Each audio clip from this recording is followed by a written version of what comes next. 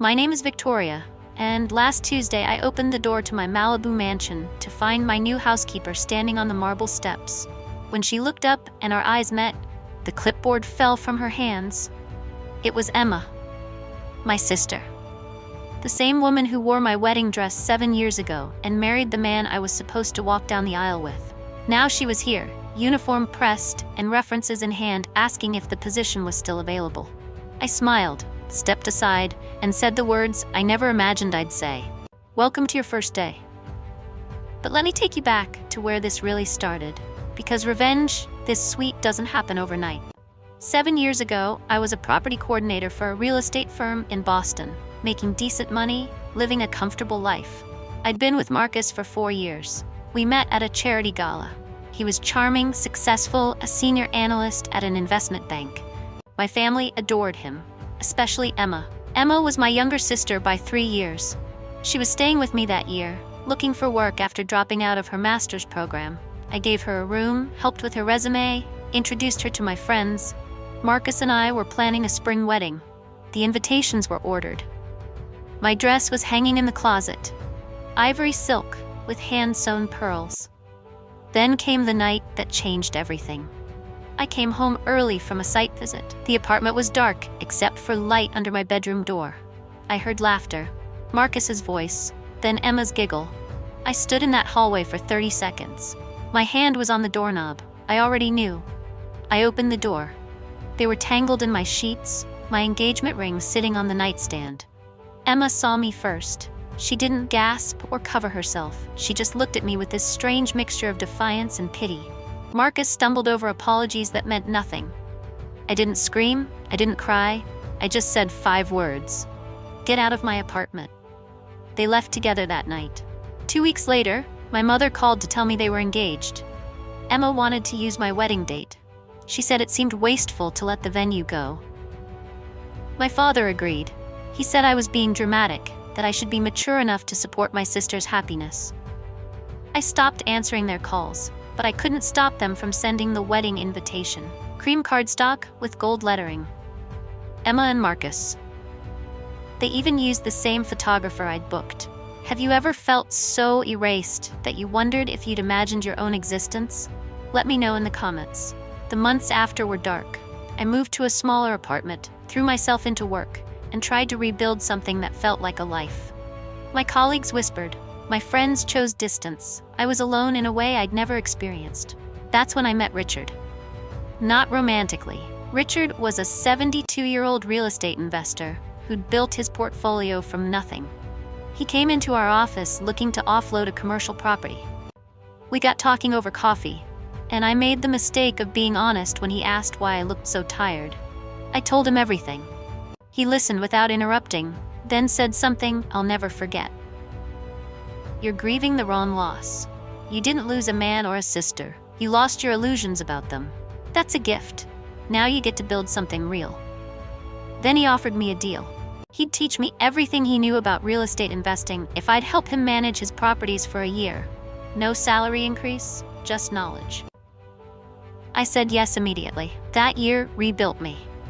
Richard taught me how to analyze markets, spot undervalued properties, negotiate like I had nothing to lose.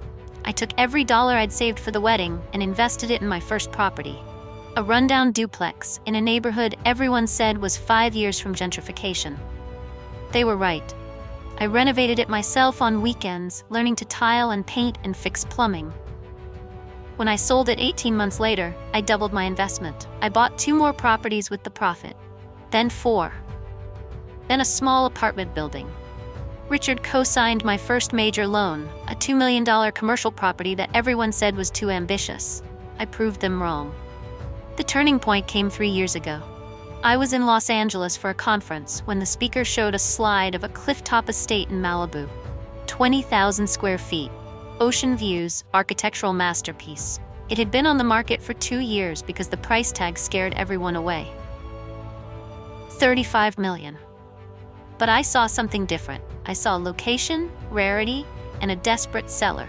If I could negotiate down to $28 million, renovate strategically, and hold it for 3 years, the property would be worth $50 million minimum. It was insane. It was perfect. I spent 2 months negotiating. The seller was a tech executive going through a divorce who needed to liquidate fast. I offered $26 million, all cash, 30-day close. He accepted. My investors thought I'd lost my mind, but they trusted my track record. I spent a year transforming that estate, hired the best architects, designers, landscapers. I wasn't flipping it, I was making it mine.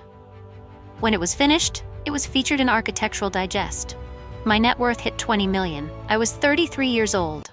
During those years, I'd heard occasional updates about Emma and Marcus. They'd moved to Seattle. Marcus lost his job. Emma was pregnant, then not pregnant. They'd moved again.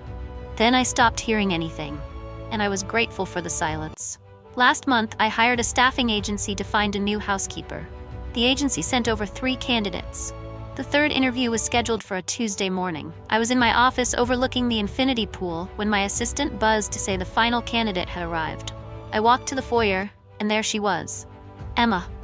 7 years older, wearing a pressed uniform, her hair pulled back in a way that made her look tired. She was staring at the chandelier, the imported marble, the sweeping staircase. When she saw me, her face went through every emotion at once. Shock, recognition, shame, fear. "Victoria," she whispered. The clipboard clattered to the floor. I picked it up, scanned her resume. 3 years of housekeeping experience. References from 2 families in Orange County. A P.O. box address. No mention of Marcus. "You're here for the housekeeping position?" She nodded, couldn't find words. I let the silence stretch until it hurt.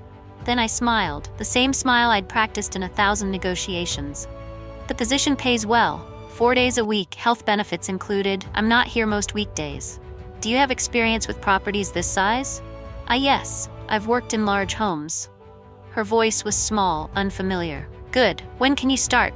She stared at me like I'd spoken a language she didn't recognize. "You're offering me the job?" "The agency vetted you. Your references check out, unless there's a reason you don't think you'd be a good fit." In that moment, she understood. This wasn't cruelty. It was something more complex. A door I was choosing to leave open when I could have slammed it shut. "I can start Monday," she said quietly. "Perfect. My assistant will handle the paperwork." I turned to walk away, then paused. "Emma? The East Wing needs deep cleaning. 3rd floor, guest suites. Start there." Over the following weeks, Emma showed up every Monday, Wednesday, Friday, and Saturday. She was punctual, thorough, professional. We didn't talk beyond what was necessary. She cleaned the home I'd built from the ashes of the life she'd burned down, and neither of us acknowledged the impossible poetry of it. But 3 weeks in, I came home early and found her crying in the laundry room. She was folding towels and tears were streaming down her face. I almost walked away, but something made me stop. "What happened?" I asked from the doorway. She jumped, wiped her face quickly.